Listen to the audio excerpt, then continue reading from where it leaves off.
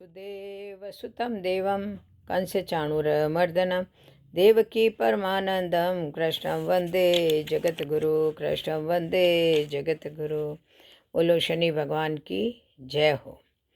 आज मार्गशीर्ष मास कृष्ण पक्ष की उत्पन्ना एकादशी की कथा। सूत जी बोले, हे ब्राह्मणों, प्राचीन समय में श्री कृष्णचंद्र जी ने एकादशी के उत्तम व्रत का महात्म्य विधि पूर्वक वर्णन किया। हे द्विजोतम, जो कोई एकादशी की उत्पत्ति और महात्म्य को सुनेगा वह अनेक सुखों को भोग कर विष्णु लोक को प्राप्त होगा। अर्जुन बोला, हे जनार्दन, हे प्रभु, उपवास, नक्त भोजन और दिन रात में एक बार भोजन का क्या फल और किस प्रकार करना चाहिए, ये सब मुझसे कहिए। श्री कृष्णचंद्र जी बोले, हे अर्जुन, हेमंत ऋतु के मार्गशीर्ष महीने में कृष्ण पक्ष में एकादशी का उपवास करें। दशमी की रात्रि में दातुन कुल्ला करें। दिन के 8वें भाग जब सूर्य का प्रकाश मंदा हो जाए उस समय के आहार का नाम नक्त भोजन है। रात्रि के आहार का नाम नक्त भोजन नहीं है। फिर प्रातःकाल नियम से संकल्प करें, हे पार्थ, मध्याह्न के समय स्नान करके पवित्र और सावधान हो जाएं। नदी, तालाब, बावड़ी में स्नान उत्तम, मध्यम और अघन क्रम से होता है। जो इनका अभाव हो तो कुएं पर स्नान करना ही श्रेष्ठ है। हे अश्वक्रांते, हे रथक्रांते, हे विष्णुक्रांते, हे विसुंडरे, हे मृत्तिके, मेरे पूर्व जन्म के पापों को दूर करो। तुम्हारे द्वारा पापों के दूर होने से मैं परम गति को प्राप्त हो जाऊंगा। इस मंत्र से मृत्तिका लगाकर व्रत करने वाला मनुष्य स्नान करें। पतित, चोर, पाखंडी, मिथ्याभाषी, देवता, वेद और ब्राह्मण की निंदा करने वाले, दुराचारी, अगन्यागामी, पराय धन को हरने वाले, देवता के धन को हरने वाले से वार्तालाप न करें। यदि इनमें से कोई दिख भी जाए तो सूर्य का दर्शन करें। फिर अपने घर में आदर पूर्वक नैवेद्य आदि से श्री गोविंद भगवान का पूजन करके भक्ति से दीप दान करें। उस दिन खाट पर शयन और मिथुन वर्जित है। व्रत करने वाला गान विद्या से दिन रात को बितावें। भक्ति सही चित्र से रात में जागरण करके ब्राह्मण को दक्षिणा देकर प्रणाम करके क्षमा मांगे। धर्मात्मा मनुष्यों को शुक्ल और कृष्ण पक्ष दोनों पक्षों की एकादशियाँ एक ही समझनी चाहिए। हे अर्जुन, इन दोनों एकादशियों में अंतर न समझना चाहिए। इस प्रकार जो व्रत करता है उसका फल सुनिए। शंखद्वार क्षेत्र में स्नान करके गदाधर देव का दर्शन करके जो फल मिलता है वह एकादशी के उपवास से 16वें भाग के बराबर भी नहीं है। व्यतिपात में दान करने से लक्ष गुणा फल होता है। हे अर्जुन, संक्रांति में दान करने से 4 लक्ष गुणा फल विशेष होता है। कुरुक्षेत्र में सूर्य चंद्र के ग्रहण में स्नान करने से जो फल होता है वह सब एकादशी के उपवास से प्राप्त होता है। अश्वमेघ यज्ञ करने से जो फल मिलता है उसे 100 गुणा फल एकादशी के उपवास से प्राप्त है। जिसके घर पर 1 लाख तपस्वी नित्य भोजन करते हैं उनको 60,000 वर्ष में जो पुण्य होता है वह एकादशी का उपवास करने से होता है। वेद पढ़े हुए ब्राह्मणों को 1000 गोदान में देने से जो फल मिलता है उसे 10 गुना अधिक फल एकादशी का उपवास करने वालों को होता है। नित्य 10 उत्तम ब्राह्मणों को भोजन कराने से जो पुण्य होता है उनसे 10 गुना विशेष फल एक ब्रह्मचारी के भोजन से मिलता है। उससे 1000 गुना विशेष फल भूमि दान से, उससे 1000 गुना फल कन्यादान से कहा गया है। उसे 10 गुना फल भूखे को अन्न देने से होता है। अन्नदान के बराबर कोई दान न हुआ है और न होगा। हे कुंती पुत्र, अन्न के दान से स्वर्ग में रहते हुए पितर और देवता तृप्त हो जाते हैं। एकादशी के व्रत के पुण्य की सीमा नहीं है। नृपश्रेष्ठ, एकादशी के पुण्य का प्रभाव देवताओं को भी दुर्लभ है। उपवास का आधा फल नक्ते व्रत वालों को मिलता है। उसका पुण्य दिन में 1 बार भोजन करने वाले को होता है। तीर्थ, दान, नियम, यश सब तभी तक अर्जते हैं जब तक एकादशी नहीं प्राप्त हुई हो। इसीलिए संसार से डरे हुए मनुष्यों को एकादशी का व्रत करना चाहिए। अर्जुन बोले, हे देव, 1000 यज्ञ करके भी एकादशी के बराबर फल नहीं होता, यह आपने कहा, तो सब तिथियों में उत्तम एकादशी क्यों है, यह मैं जानना चाहता हूँ। तो श्री कृष्णचंद्र जी बोले, हे पार्थ, सबसे पवित्र एकादशी क्यों है यह सुनो। पहले सतयुग में मूर नामक दैत्य था। वह बड़ा आश्चर्यजनक, महारुद्र और सब देवताओं को भय देने वाला था। हे पांडव, उस तेजस्वी दैत्य ने अपने तेज से इंद्र, सूर्य, वसु, ब्रह्मा, वायु, अग्नि ये सब जीत लिए।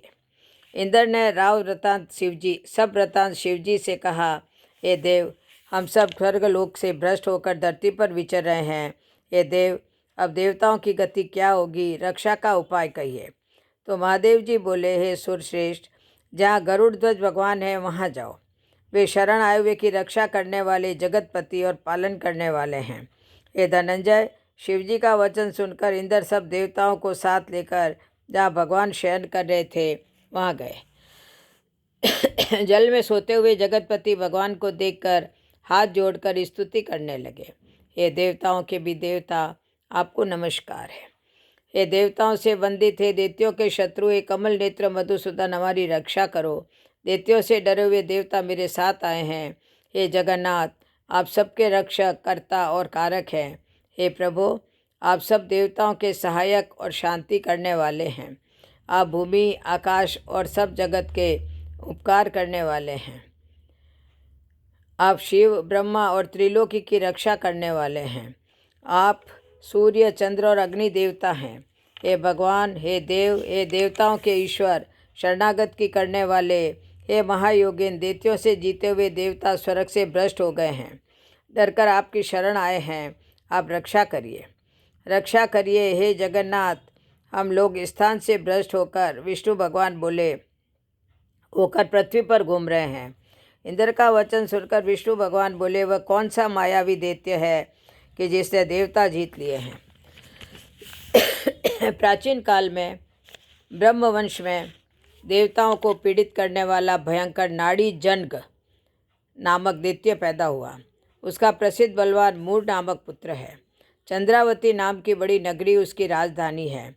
उसमें रहते हुए उस बलवान दुष्ट ने संसार को जीतकर देवताओं को अपने वश में करके स्वर्ग से हटा दिया है। अग्नि, यम, पवन, ईश, चंद्रमा, नित्रति, वरुण, इनके स्थानों पर वह आप ही बैठ गया है। सूर्य बनकर स्वयं ही प्रकाश करता है। हे विष्णु, वह स्वयं ही मेघ बन गया है। देवता उसको जीत नहीं सकते। उस दैत्य को मारकर देवताओं की विजय कराइए। इनका वचन सुनकर भगवान कुपित होकर बोले, हे देवराज, तुम्हारे उस बलवान शत्रु को मैं मारूंगा। तब देवताओं ने हजारों दिव्य अस्त्रों से युक्त असंख्य दैत्यों के संग गरजते हुए घोर दैत्य को देखा। बलवान असुरों ने देवताओं को मारा। वे संग्राम को छोड़कर 10 दिशाओं में दौड़ने लगे। फिर युद्ध में भगवान को उपस्थित देखकर कुपित होकर अनेक शस्त्र लेकर दौड़े। शंख, चक्र, गदा धारण करने वाले भगवान ने उन असुरों को अपनी तरफ दौड़ते देखकर सर्प के समान बाणों से उनकी देह को घायल कर दिया।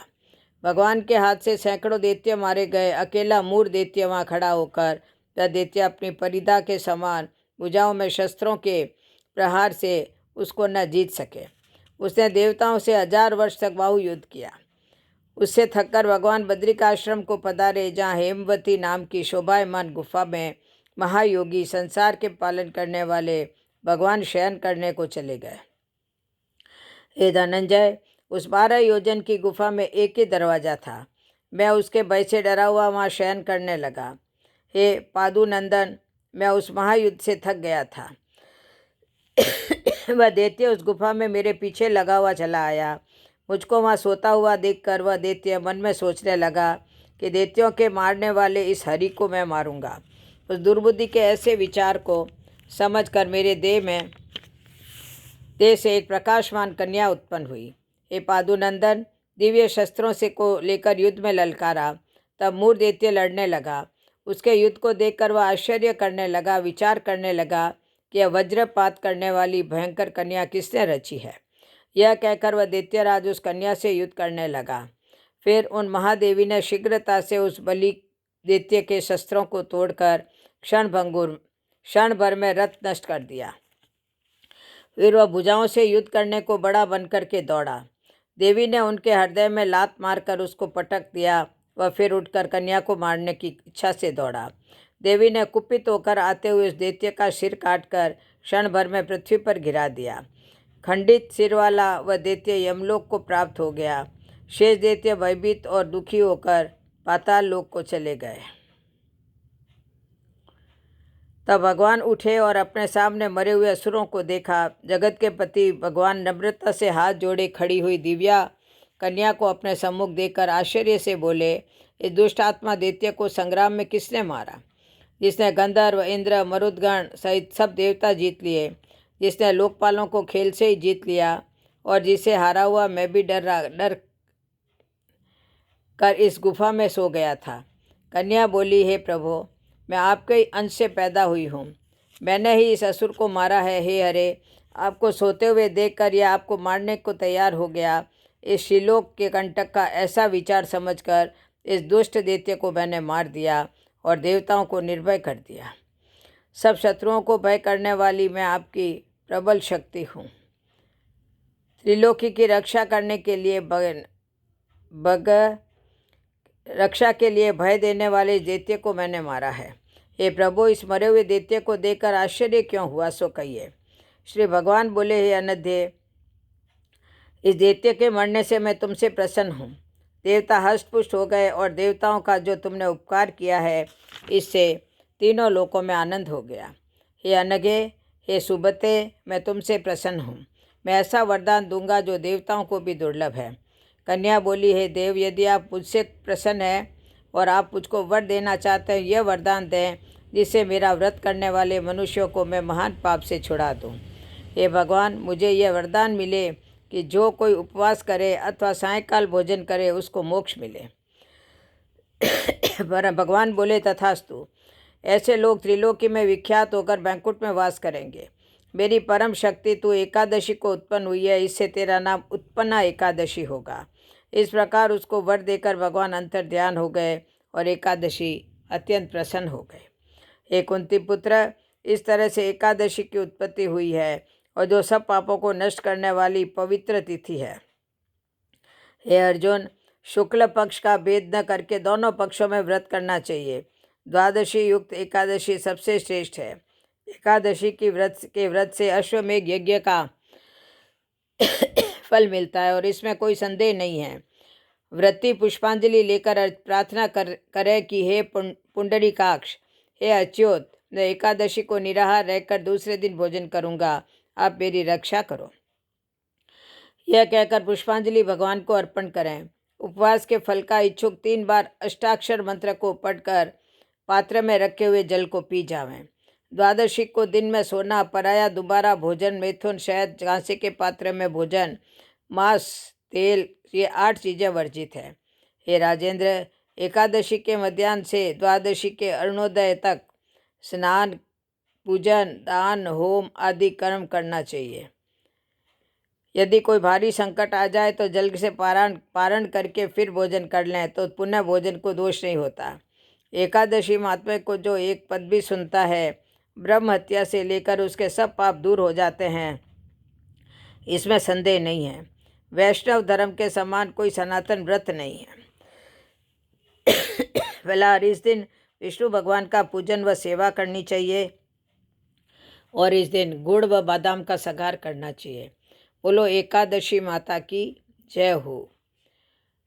जय जय श्री कृष्ण, जय जय श्री राधे, जय जय श्री कृष्ण, जय जय श्री राधे।